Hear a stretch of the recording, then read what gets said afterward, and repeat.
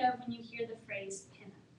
Many of us may think of beautiful women posing suggestively in lingerie, but I think of a man. That man is pinup artist Gil Elfgren. Looking at the many books written by experts in art and admirers of Gil Elfgren's ladies, Elfgren had a long and prosperous career that still flourishes decades after his death. Elfgren grew up with a passion for art and a love for beauty.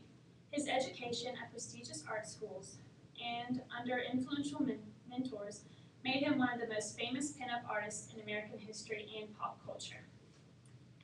Elfgren's childhood set him on a path to success very early. He was born in St. Paul, Minnesota on March 14, 1914, to parents Alex and Goldie. The family was owners of a paint and wallpaper business, and Elfgren spent many a day in the store admiring the rich colors and patterns of its products.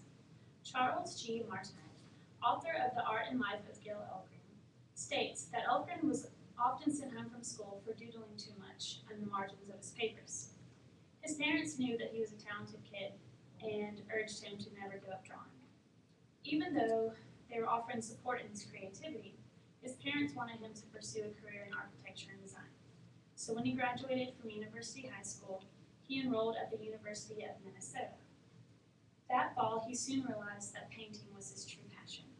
So he eloped with his girlfriend, Janet Cummins, and they moved to Chicago to pursue an education in art. Elfgren's dedication to his education and desire for success, like his predecessors, ignited a fire in him that would last for decades. Upon his arrival to Chicago, Elfgren enrolled in the American Academy of Art and studied with fervor unlike any of the other students there. When he wasn't in class, he was usually painting or looking at the other works and studying other authors. According to Reed Austin, author of The Best of Gil Elfgren, calendar art from the Brown and Bigelow archives, Elfgren had no more talent than any of the other students, but his intense determination to be a great painter set him apart. He also had a clear idea of what he actually wanted to do, and that was commercial glamour art. During his studies, Elfgren was greatly influenced by early glamour artists Charles Dana Gibson and Howard Chandler Christie. Each artist had a signature female figure that he always painted. Author of Gil Elfgren, All His Glamorous American Pinups, Louis K. Meisel, claims that these artists were able to portray women in a tasteful yet sensual manner, and Elfgren wanted to evolve that image and create a name for himself among the best. After graduating, Elfgren and his wife moved back to St. Paul in 1936, and he opened his own studio.